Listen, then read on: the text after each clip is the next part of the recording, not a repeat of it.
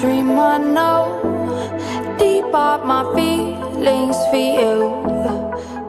Hello viewers, welcome to this channel. Thank you all so much for joining us on today's news.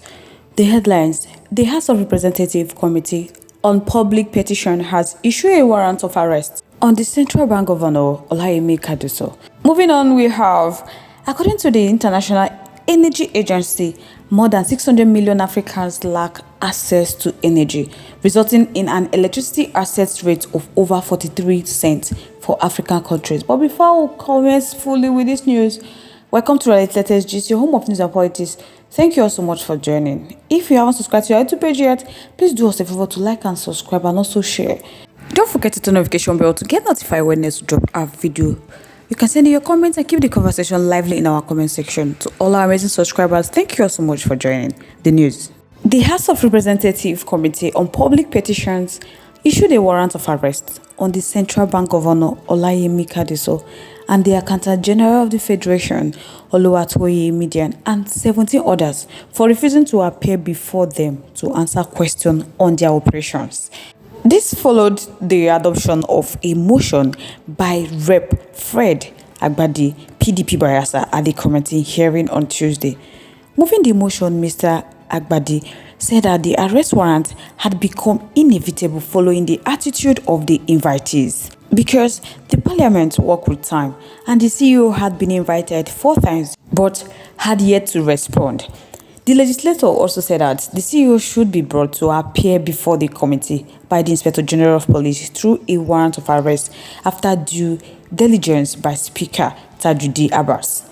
In his ruling, the committee chairman Michael Irom, APC Cross River, said that the Inspector General of Police should ensure that the CEOs were brought before the committee on December 14th. The petitioner, Fidelis Ozowanem, earlier said that the petition was anchored on the Nigeria Extractive Industry Transparency Initiative in their report in 2021. So he said that the report was a summary of the fraudulent transaction in the oil and gas industry for 2021, which the Nigeria Extractive Industry Transparency Initiative could be challenged. And they date back to 2016 because they have been following up and they have put up a petition to this committee to examine what has happened. The 2024 budget of 27.5 trillion that has been proposed can be confidently be funded from the recoverable amounts that will be identified in the Nigeria Extractive Industry Transparency Initiative report. So it is basically a consignment of illegal transactions that took place in NNPCL. They have been in the sink with same oil companies, where some companies that did not produce crude were paid cash call. So that was the amount that was paid for crude oil productions. And they have also found out that the cash call payment was used as a channel, laundering funds by NNPC. And they have found out that the Nigeria Extractive Industry Transparency Initiative was able to conceal it in their reports. They have not released the ex-CBN governor. They want to arrest the present CBN governor. Hey, Nigeria, my country. Fraudsters don't want other fraudsters to defraud them. It's too early, honestly. So no one is clean in this country. Just imagine. That is the same person they put in place to replace Emefiele. The same person they are issuing a warrant arrest. It's not even up to how many months. It's not even up to a year. So are they trying to tell us that this man has a bad record and President Bola Ahmed Tinubu went ahead to appoint him? He hasn't worked for a year. Just look at what Nigerians are hearing. Hey, my people, everybody is a suspect for this country. You want people who were not in charge to come defend something they were never part of. Who were the people running the CBN since 2016? Are you sure they don't know what they are doing? Do you think they are using them and they will dispose them not to reveal the secrets on their embezzlement activities? They are just doing all this for their own selfish reason, not for the betterment of the country. So guys, let me know your thoughts, your contributions, your opinions are in the comment section. I would love to hear from you. Moving on, we have, according to the International Energy Agency, more than 600 million Africans lack access to energy. And that has resulted in an electricity access rate of over 43% for African countries, the lowest globally. The absence of electricity restricts households from engaging in the essential activities such as proper lighting for homes and streets. The impact extends beyond domestic settings, affecting every sector of the country, including businesses, education, and healthcare. The lack of electricity accessibility in many regions can be attributed to various factors, including the high cost of electricity and infrastructure deficit.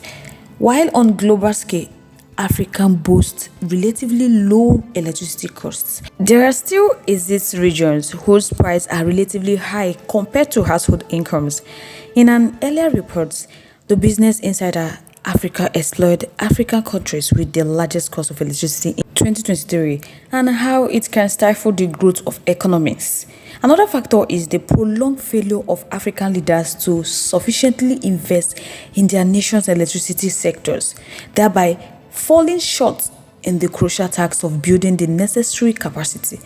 An energy progress report disclosed that the African countries with the largest population is lacking access to electricity, and the report is a collaborative initiative by the International Energy Agencies and the United Nations Statistics Divisions, the World Bank, and other partners. So we are really suffering in this country. Ghana, where we dey supply light, is nowhere to be found. Again, I ask, who do us for this country? Now every bat in Nigeria they lead. Nigeria population is roughly about 25 million, with 21 million being in darkness. That means almost the entire country is in darkness. Yet, a Nigerian lawmaker is arguing on national television that spending $50 million on another residence of the vice president is more important than providing electricity for the people of Nigeria. Imagine 6 million of a population of 27 million has electricity while lighting up 85% of France. Which country is doing that on the list? If you take the population of each country on the list, then work out the percentage of the population that do not have access to electricity, you should be able to conclude that Nigeria doesn't belong at the top of this list. Our leaders out there don't even care if Nigerians are even having constant electricity. All they care is about allocating unnecessary fund to what that doesn't count at this moment.